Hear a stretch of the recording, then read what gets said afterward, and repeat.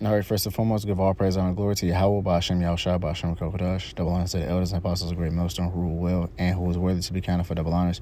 And peace and salutation to brothers out there pushing his truth wholeheartedly and sincerely and full of the gospel. It's a brother Gabaria from the Indiana camp. Come back again, wanted to sit down. And this is where we're going to break down the word dollar. All right. Now, when I first looked it up, you have to kind of dive a little deep into it. But basically, if you go into the word dollar, it goes back to a word called a daler. All right. And the word daler means basically to descend or to fall. All right. So we all know that that's an homonomium. All right. Because the dollar is eventually going to fall. All right. It's going to basically become worthless. All right. So without further ado, we're going to go ahead and look up the word dollar, DOLLAR, in etymology. And it says basically a monetary unit or standard value in the U.S. and Canada.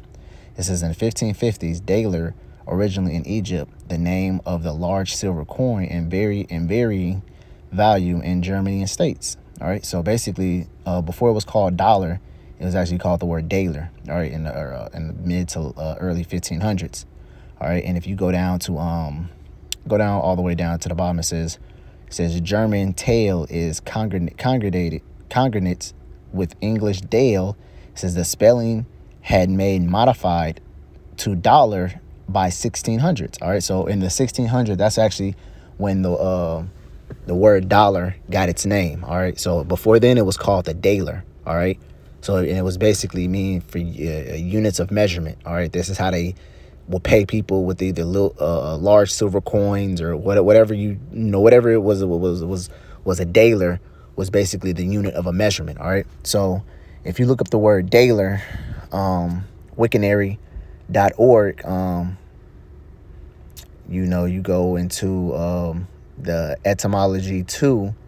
It says presence of dale. It says this term spread through Europe through the 1600s. See, so it's on point with etymology, the app etymology. All right, it says originally in a reference to a coin mints in Jacobinstall. All right, which I think that said something about Jacobinstall.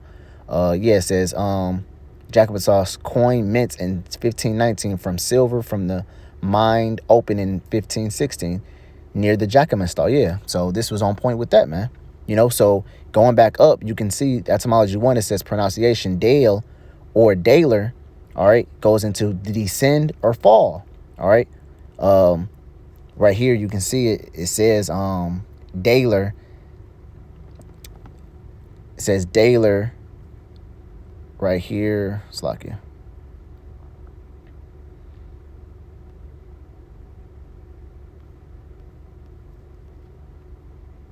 Yeah, so right here, Slakia.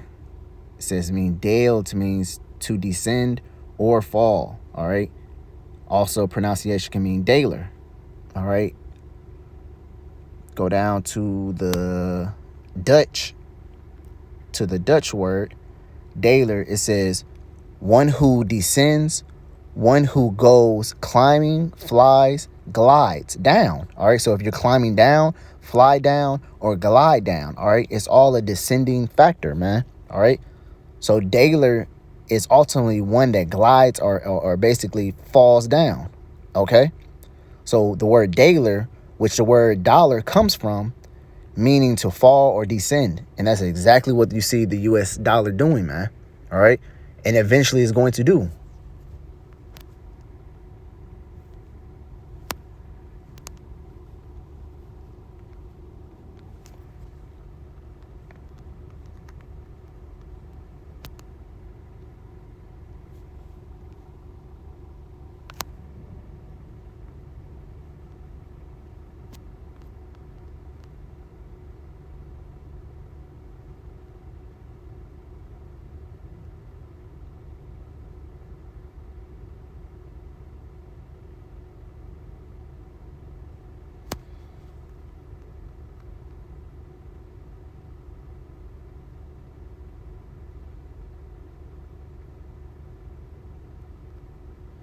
Damn, I can really get all of this.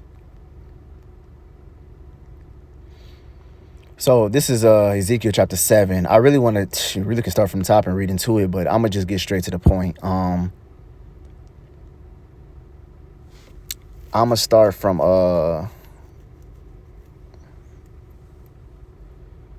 fuck. I'm gonna start from 15. It says, the sword is without, and a pestilence of famine within.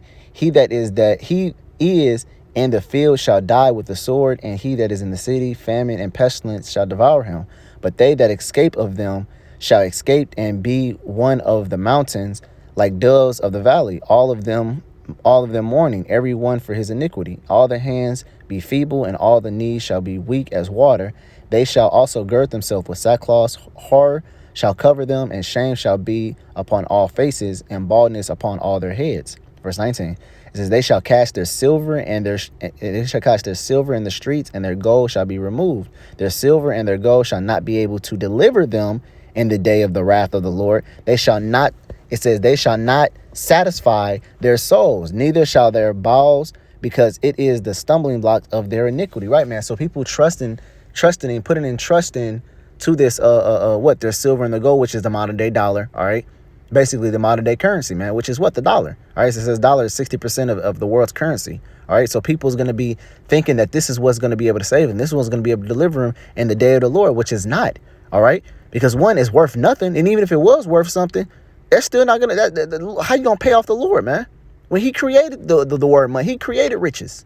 All right, but it shows you how worthless silver and gold, which is basically, that's representation of money, how worthless money is going to be. All right. It's another one says, they shall shoot the arrow, and they shall not regard the womb. Hold on. Let me see. Can I find that?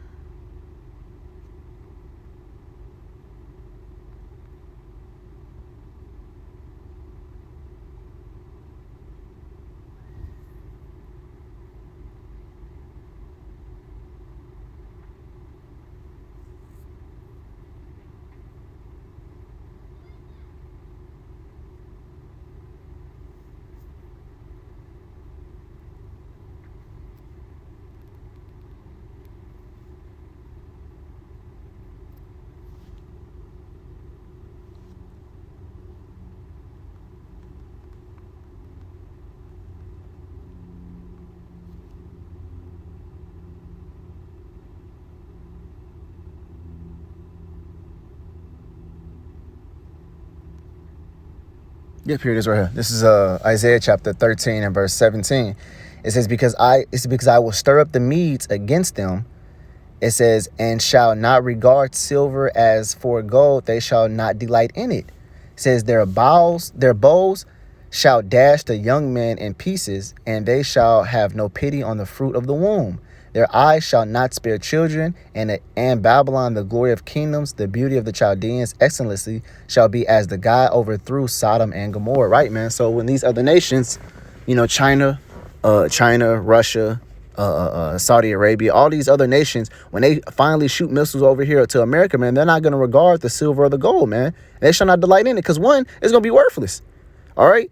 The riches of America, that dollar, is going to eventually fall, man. And it's not going to be worth anything. So they're not going to be able to pay off America's debts. All right. Which they say is about what, 35 trillion, which is probably way over that, That's what they just tell you. The debt clock of America is about 35 trillion. That's what they tell you. All right. But they're not going to regard the dollar as worth anything, man.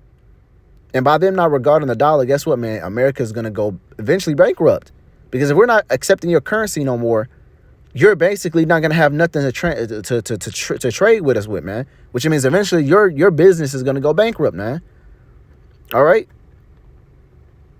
So this is going to issue in what? The RFID CHIP, man. That's what ultimately this is going to issue in, because once that dollar falls, man, they don't have the paper fiat Federal Reserve note to give you. Then guess what? They're going to want to go everything digital. They want to give you everything digital. You're going to get credits, credits. That's what they're going to want to try to give you, man. They want to try to give you credits. All right. Oh, you have 5,000 credits. You have 2,000 credits. All right. Kind of reminds you of that movie Limitless, man, with Justin Timberlake. All right. Where everything was based off time. A cup of coffee was 8 minutes, you know. If you want to go to work, you'll probably work, for X amount of hours or X amount of days at the end of your shift. You might get 2 days, or you might get a month or something. You might work at a job where you get a month of time, Your rent might be 3 days, or your rent might be 4 days to the rent lord. I mean, basically, if you watch the movie, you understand what I'm talking about. But basically, the lifespan of time was their money, was their currency. All right. So once you ran out of time, once you ran out of current money, you basically died. All right. And the rich elites had centuries; they could live damn near forever. So, how can I say? Damn, I lost my train of thought. But anyways, yeah, the CHIP RFID is basically going to be the currency, man. All right, because that dollar, when eventually that dollar falls, man, they're going to want to move everything to that CHIP. I just made a video about FedNow, man, about and the plans on that, So you can literally see them. You can literally see the dollar is not in a good state. All right, it's not at all. All right, and it is basically an omonomium, man. It's the things that's to come to pass, man. Matter of fact, let me go ahead and grab this one, because this is the initial scripture I wanted to get. Thwadi Yahabashi, man. Shout out for bringing it back to my memory.